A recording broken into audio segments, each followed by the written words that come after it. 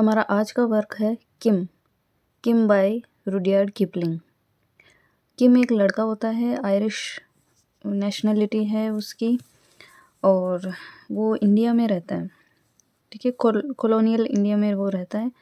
और कैसे वो इंडिया की सड़कों में इधर उधर घूमता रहता है, और आगे की लाइफ की उसकी जर्नी दिखाई है, जिसमें वो एक लामा से मिलता है, एक संत होता है वो, और उसके साथ वो एनलाइटनमेंट के लिए साथ साथ उसके चलता है। फिर वो एक स्पाई भी बन जाता है, जासूस भी बन जाता है, और कैसे वो महबूब अली और मुखर्जी इन लोगों के लिए वर्क करता है। तो उसकी लाइफ की जर्नी दिखाई है। तो चलिए शुरू करते हैं। नोवेल है, थोड़ी सी समरी देखेंगे शॉर्ट वे में। Kim, novel by Rudyard Kipling, published in 1901। इसकी डेट याद रखने लायक है, 1901। Kim Kipling's final and most famous novel है। फाइनल और मतलब अंतिम वर्क था ये उसका। क्रॉनिकल्स द एडवेंचर्स कि कैसे ऑफ एन आयरिश ऑर्फन, वो एक ऑर्फन होता है, मतलब अनाथ बच्चा होता है इन इंडिया, जो इंडिया में रह रहा होता है, और उसकी लाइफ की जर्नी दिखाई है। Who becomes the disciple, disciple होता है शिष्य बन जाना, किसी का फॉलोअर बन जाना।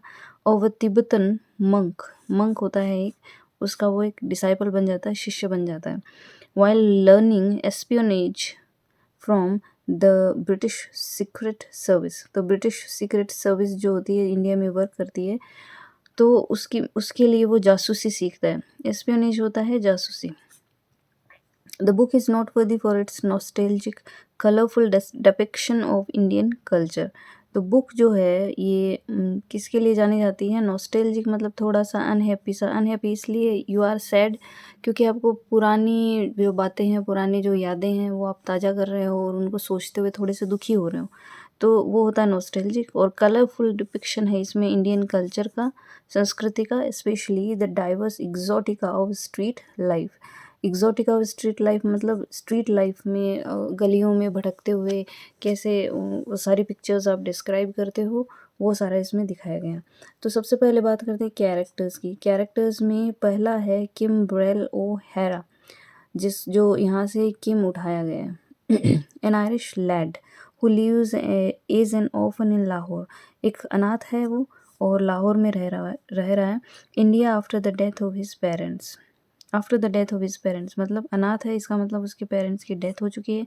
He is British but culturally he is Indian, लेकिन इंडिया में ही वो पला बड़ा है, तो यहाँ की संस्कृति को अपने आप में समाहित कर लिया उसने। Having been raised in close community with Indians since his infancy, और अपनी शेषवावस्था से मतलब आरंभिक अवस्था से यहीं पे वो बड़ा हुआ है। This makes him a helpful addition to the British spies who help him and train him. और इसकी वजह से क्या होता है, जो ब्रिटिश जो स्पाइज है, मतलब जासूसी करने वाले जो लोग हैं, तो उनके लिए आसान हो जाता है कि इसको एक मोहरा बनाया जाए, किसको? किम को, क्योंकि किम लगता है तो आयरिश मतलब ब्रिटिश, लेकिन लगता वो इंडियन जैसा ही है।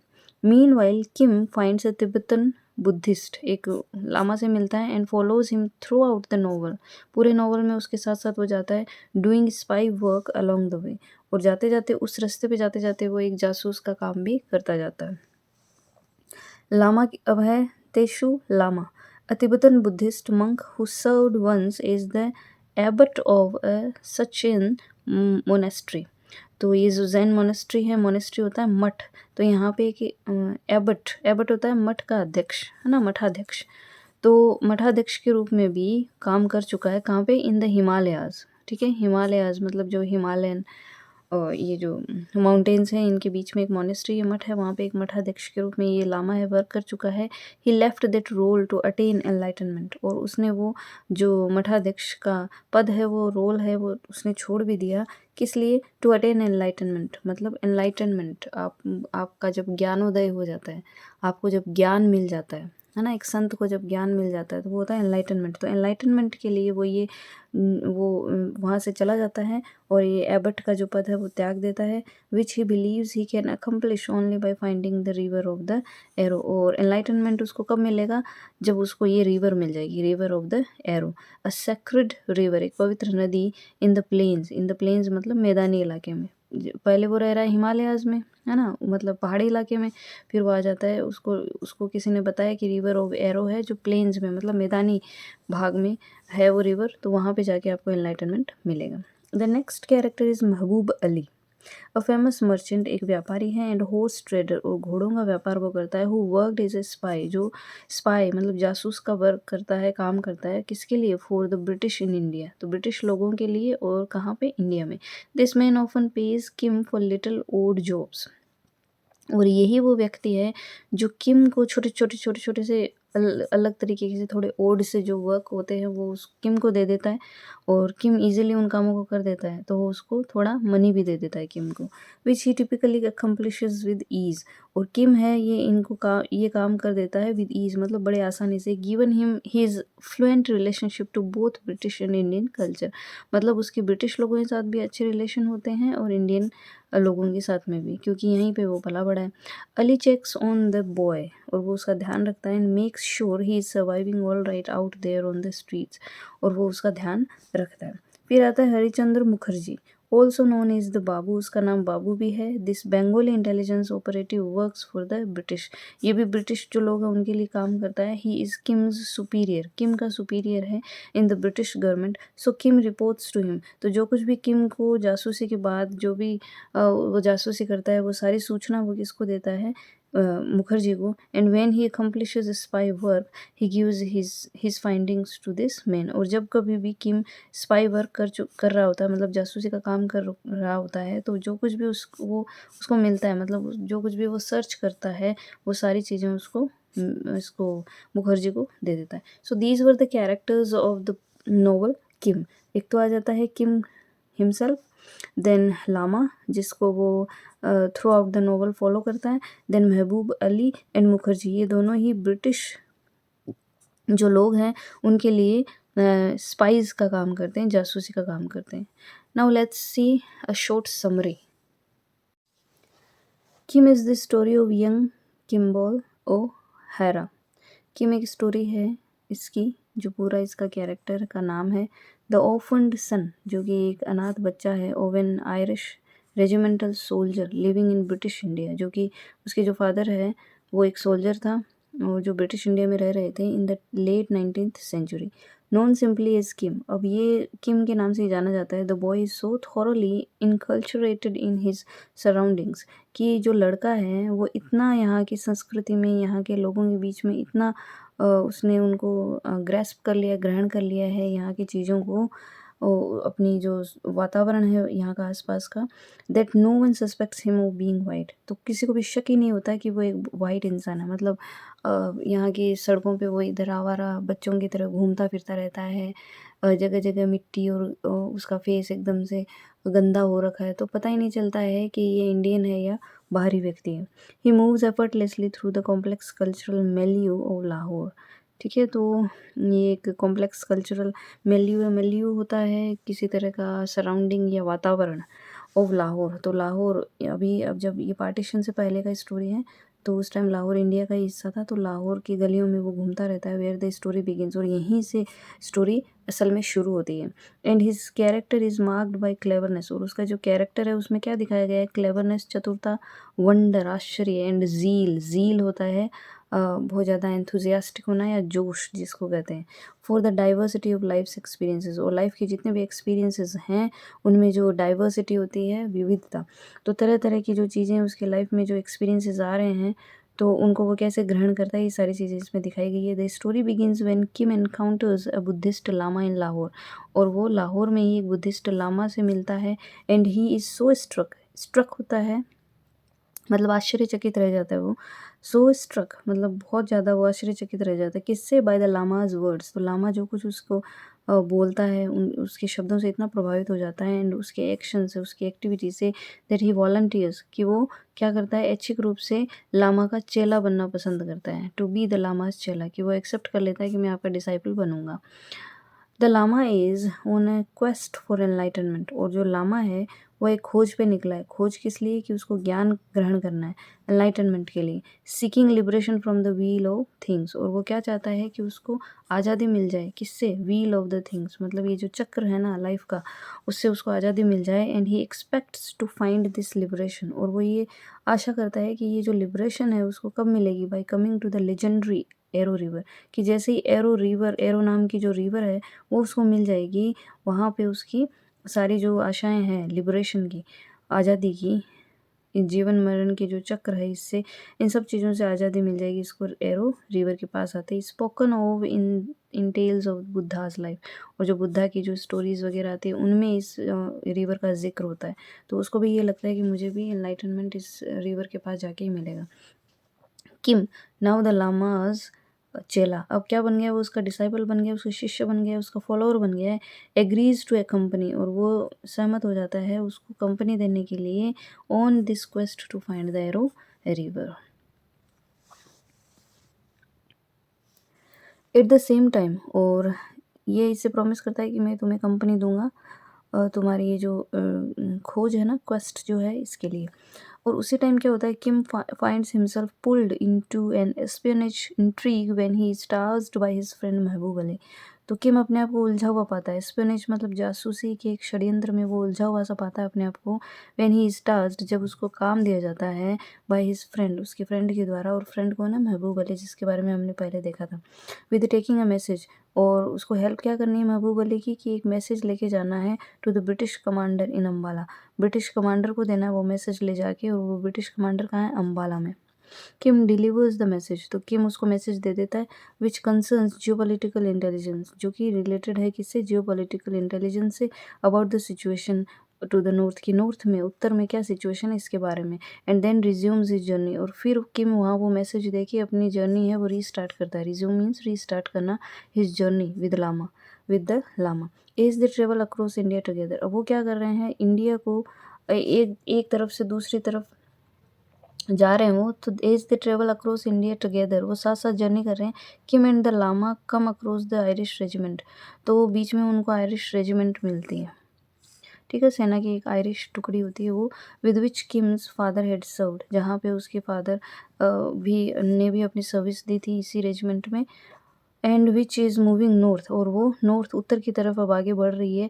In response to the intelligence Kim had provided to the British commander, और उसी न्यूज़ के, उसी इंफॉर्मेशन के रिस्पॉन्स में ये आयरिश रेजिमेंट नॉर्थ की तरफ बढ़ रही है, जो न्यूज़ या जो इन्फॉर्मेशन किम ने प्रोवाइड की थी ब्रिटिश कमांडर को। मतलब कहने का है कि किम ने ब्रिटिश कमांडर को वो सूचना दे दी थी महबूब अली वाली, और उसी के रिस्पॉन्स में आयरिश रेजिमेंट को नॉर्थ की तरफ भेजा गया है। Two clergyman attached to the regiment discover Kim's identity, तो यहाँ पे दो क्लेर्जीमैन होते हैं, उनको किम की आइडेंटिटी के बारे में पता चल जाता है। एंड इंसिस्ट, और वो जोर देते हैं, that he be taken into the care of a British school, कि उसको इधर उधर घूमने की बजाय ब्रिटिश स्कूल में डलवा देना चाहिए। अब आइडेंटिटी क्या मिल गई उसकी, कि वो इंडिया का तो नहीं है, वो विदेशी है, तो उन्होंने फिर उसको ब्रिटिश स्कूल जाने के लिए इंसिस्ट किया। The lama agrees to this plan, lama को भी एग्री होना पड़ता है इसके। Now that he knows Kim is white, क्योंकि उसको पता चल जाता है कि किम है वो वाइट है, इंडियन नहीं है वो। इवन ऑफरिंग टू पे फॉर किम्स स्कूलिंग, और यहाँ तक कि वो किम की स्कूलिंग के लिए भी पे करता है। बट द एक्सपेक्टेशन रिमेन्स, लेकिन अभी भी उन दोनों को आशा ये रहती है that one day he and Kim will take up their quest for the river again, कि वो फिर से अपनी जर्नी स्टार्ट करेंगे। तो यहाँ पे होता क्या है, वो उसका चेला बन जाता है लामा का, और इसी बीच में उसको महबूब अली के द्वारा जासूसी का काम दिया जाता है, और वहाँ उसको एक अम्बाला में जाके ब्रिटिश कमांडर को एक एक इन्फॉर्मेशन देनी होती है, और उसी वो दे भी देता है, वो डिलीवर कर देता है वो मैसेज वहाँ अम्बाला में, और उसी के रिस्पॉन्स में आयरिश रेजिमेंट को उत्तर की तरफ भेजा जाता है। और यहीं पे दो क्लर्जीमैन होते हैं जिनको किम की रियल आइडेंटिटी के बारे में, कि वो एक अंग्रेज है, पता चल जाता है, और यहाँ पे फिर उसको ब्रिटिश स्कूल में डाला जाता है, और यहाँ ये दोनों अलग हो जाते हैं। कौन? किम एंड उसका जो वो लामा है वो। Kim Kim comes to the attention of the British intelligence agency. अब किम क्या करता है? Comes to the attention, attention मतलब उसकी तरफ ध्यान आ जाता है किसका? Of the British intelligence agency and of its commander colonel Creighton. इसके इनका ध्यान इसकी तरफ जाता है, किम की तरफ। Creighton and Mehboob Ali agree that Kim might be a valuable asset to the intelligence agency. तो ये दोनों ही स्वीकार करते हैं। क्रेक्टन क्या है, जो कमांडर है, ब्रिटिश कमांडर, और महबूब अली जो एक स्पाई है इनका, तो ये दोनों ही एग्री करते हैं इस बात पे कि किम जो है एक वैल्यूएबल असेट, असेट होता है इम्पोर्टेंट कोई चीज़, अब यहाँ पे असेट है इम्पोर्टेंट व्यक्ति के रूप में, है ना। तो किम क्या हो सकता है, इंटेलिजेंस एजेंसी जो जो निगरानी रखती है, जो स्पाई करती है, जासूसी करती है, तो उनके लिए एक बहुत अच्छे इंपॉर्टेंट व्यक्ति का काम कर सकता है। So they resolve to have him educated for espionage in addition to the standard schooling he will receive. तो वो क्या रिजॉल्व करते हैं, वो ये रिजॉल्व होता है दृढ़ निश्चय करना किसी चीज़ के बारे में, कि वो क्या करेंगे, उसको एजुकेट करेंगे किम को, किसके लिए, जासूसी का काम करने के लिए, और उसको अच्छी स्टैंडर्ड वाली स्कूलिंग दी जाएगी। They send Kim to Saint Xavier's a boarding school in Lucknow, तो लखनऊ में वो सेंट जेवियर्स में उसको भेज देते हैं, where Kim studies for several years, और वहाँ पे वो कई सालों तक पढ़ाई करता है। The lama makes occasional visits to the school to see how Kim is doing, और लामा बीच बीच में उसको विजिट करता रहता है। When ever the school is out of session, जब भी स्कूल आउट ऑफ सेशन हो जाए, जैसे 1-2 महीने के बीच में छुट्टियाँ हो जाए या ऐसा, Kim shapes against the thought of residing in the European barracks, तो किम है उसको बीच बीच में चिढ़ होने लग जाती है, किससे, कि उसको रहना पड़ेगा कहाँ पे, यूरोपियन बैरक्स में, मतलब यूरोपियन जो सेना रहती है वहाँ पे उसको रहना पड़ेगा, इस बात से वो चिढ़ जाता है, मतलब उसको अच्छा नहीं लगता है।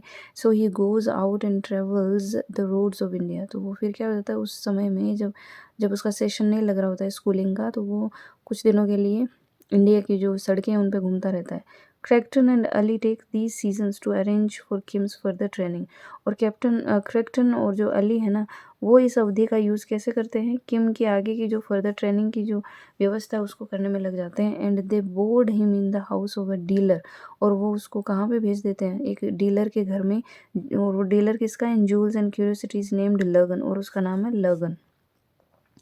तो वो उस डीलर के घर में उसको भेज देते हैं। लगन instructs Kim in skills of observation and disguise, लगन है वो किम को सिखाता है ऑब्जर्वेशन की, कैसे निरीक्षण करना होता है, एंड डिस्गाइज, डिस्गाइज मतलब अपना वेश बदलना। Also introducing him to another influential member, और एक अनदर इन्फ्लुएंशियल और बहुत इंपॉर्टेंट मेंबर से भी उसको मिलाता है इंटेलिजेंस एजेंसी के, जिसका नाम होता है मुखर्जी, ठीक है, चंद्र मुखर्जी, जिसको बाबू भी कहा जाता है। With his schooling at St. Xavier's nearing completion, his mentors in espionage, कौन कौन हुए इसके मेंटर, क्रैक्टन हो गया एक, तो ये जो कमांडर है ब्रिटिश, अली हो गया, महबूब अली, एंड बाबू जो मुखर्जी, तो ये इसके मेंटर हो गए, है ना, इसको ट्रेनिंग देने वाले जासूसी के दौरान, ठीक है। तो जब उसकी स्कूलिंग सेंट जेवियर में ख़त्म होने वाली होती है, तो उसके जो ये तीनों मेंटर है ना, allow him to take up company, तो वो उसको अलाउ कर देते हैं कि तुम अपनी कंपनी दो, किसको, लामा, अगेन लामा के साथ जाने की उसकी अनुमति दे देते हैं। As they wander the roads of India, और वो क्या कर रहे हैं अब, रोड्स ऑफ इंडिया मतलब इंडिया की सड़कों में इधर उधर घूम रहे हैं। Kim will have the opportunity to practice his spy craft, तो उसका जो जासूसी वाला काम है ना, वो भी वो साथ साथ में कर लेगा, मतलब अब सड़कों पे घूमता रहेगा, घर घर जाएगा, भीख भी मांगेंगे, खाने पीने के लिए चीज़ें भी इनको बीच बीच में चाहिए होंगी, तो इनको पता चलता जाता है कहाँ कौन कैसे रह रहा है, तो वो एक तरीके का जासूसी का ही काम है। एंड गैदर वैल्यूएबल इन्फॉर्मेशन, और धीरे धीरे वो क्या कर लेते हैं, वैल्यूएबल इन्फॉर्मेशन भी लेते जाते हैं अलोंग द वे, उस रास्ते पे, पूरे रास्ते पे। While travelling with the lama, Kim identifies a fellow agent, तो जब वो ट्रेवल कर रहा होता है लामा के साथ, किम है वो एक पहचान कर लेता है कि इसकी ये फेलो एजेंट की, एक एजेंट होता है इन नीड ऑफ असिस्टेंस, जिसको ज़रूरत होती है असिस्टेंस की, ठीक है, मतलब सहायता की ज़रूरत होती है। And thanks to some quick thinking and his skill in making disguises, और उसकी जो क्विक थिंकिंग है और डिस्गाइज कैसे करना है, ये सब चीज़ें उसको आती है। ही प्रोवाइड्स, किसको आती है, किम को, तो वो क्या करता है, he provides the agent with the way of escape, तो वो उस एजेंट को वहाँ से भगाने में कामयाब हो जाता है। मतलब एक फेलो एजेंट उसको उसी जर्नी के दौरान उसको मिलता है, जो सफल नहीं हो पाता वहाँ से निकल के भागने में, तो क्या करता है, किम को, क्योंकि डिस्गाइज और मतलब वेश बदलना और बहुत अच्छी उसकी क्विक थिंकिंग थी, ये सब आ रहा था, तो उसने क्या किया, हेल्प की उस एजेंट की वहाँ से एस्केप करने के लिए, मतलब वहाँ से बच निकलने के लिए। और कैसे, मतलब उसने वेश बदला होगा, कुछ इस तरह का कुछ काम किया होगा जिससे वो वहाँ से एस्केप कर गया, कौन, वो agent. This impresses Creighton and the others.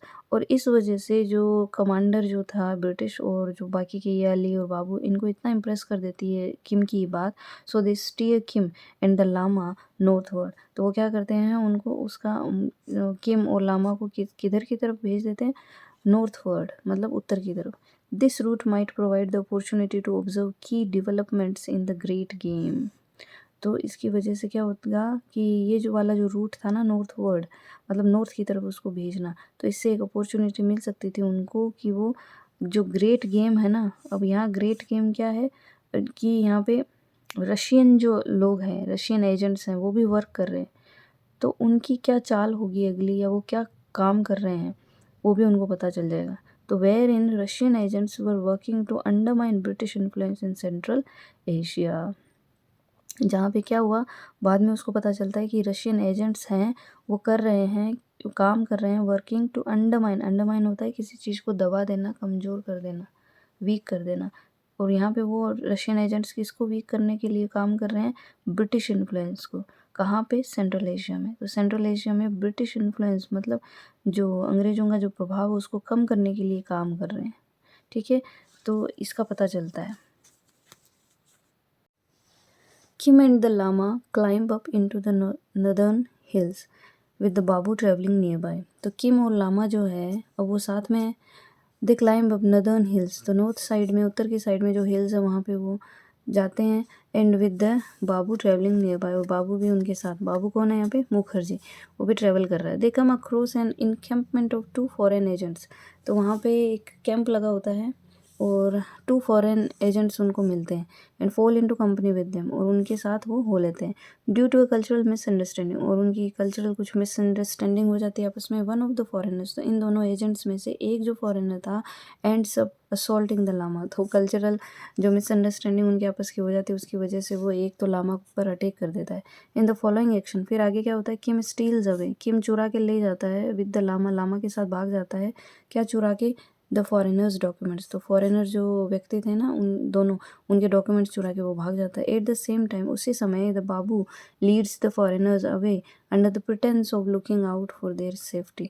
और बाबू इधर क्या करता है, फॉरेनर्स को लीड करता है, मतलब उनको नेतृत्व करता है, उनको आगे आगे रास्ता दिखाता है कि अंडर द प्रिटेंस, मतलब इस बहाने से कि वो क्या कर रहा है, उनकी सेफ्टी के लिए काम कर रहा है। मतलब उनके साथ वो इसलिए है कि वो उनकी सेफ्टी चाहता है।